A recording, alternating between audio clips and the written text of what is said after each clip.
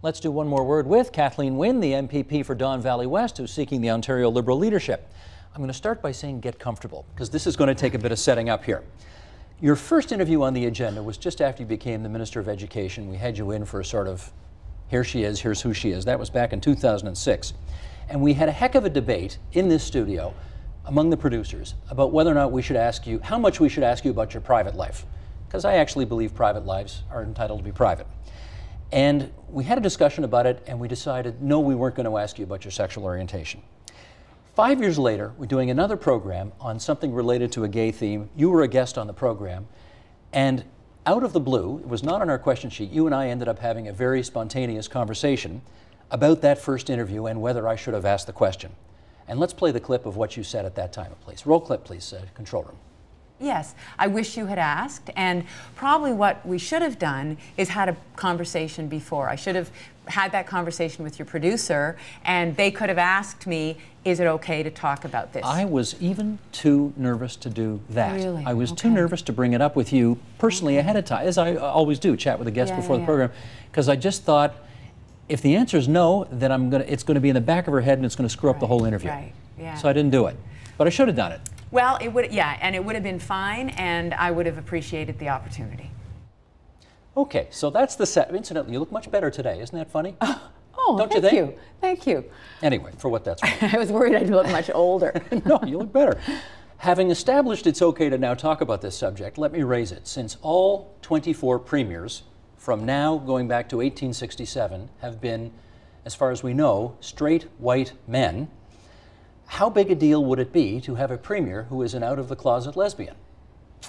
Well, I think it's, I think it's a question that is being asked because it's been raised by the newspapers, and it's a question that actually is circling among liberals. There's a, sort of, how will this work? How will this work? But my experience is, and I've been around the province as the education minister, transportation, all the portfolios that I've held, and now as a leadership candidate, and to a group, Steve, people have said to me, it doesn't matter, and I've raised it. Raised it. I've raised it.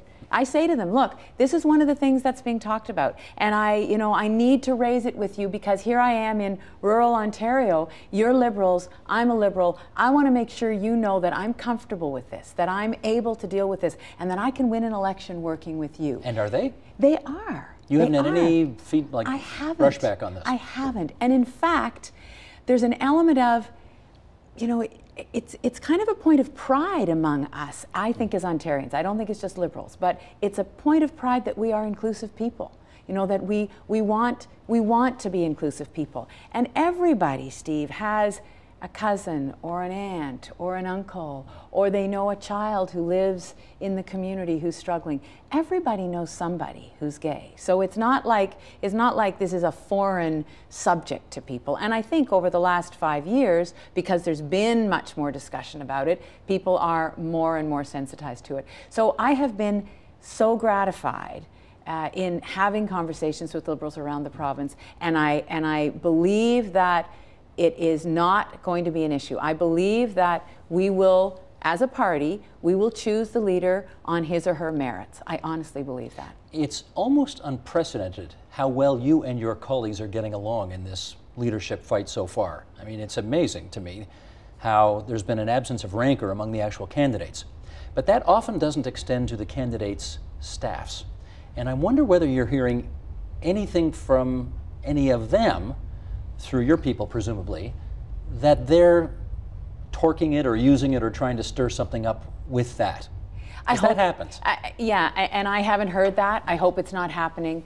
But that is how homophobia works, and people can use homophobia as a tool, but it backfires. I mean, I represent one of the most diverse ridings in the province, in the country. And I have people who support me and have supported me for 9 years who are devout Muslims, who are devout Catholics. I have people from all walks of life who support me. And they know who you are. And they know who I am. They know I'm out. They know I live with a woman. And we coexist. And they know that the Charter of Rights and Freedoms protects them as much as it protects me. Support Ontario's public television. Donate at tvo.org.